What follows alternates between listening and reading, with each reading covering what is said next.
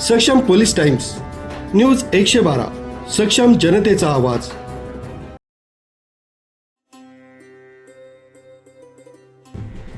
इगतपुरी शहरात दुर्गामाता व मरीमातेच्या मूर्तीची भक्तिमय वातावरणात शोभायात्रा काढण्यात आली।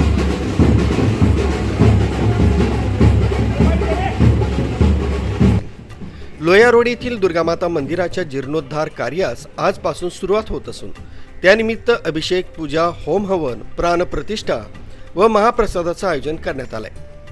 प्राणप्रतिष्ठा सोहळा हरिभक्तपरायण माधवबाबा घुले यांच्या शुभ हस्ते पार पडणार असून भाविकांनी मोठ्या संख्येने उपस्थित राहून दर्शन तसंच महाप्रसादाचा लाभ घ्यावा असं आवाहन करण्यात आलंय। न्यूज ब्युरो, सक्षम पोलीस टाइम्स, न्यूज 112, इगतपुरी।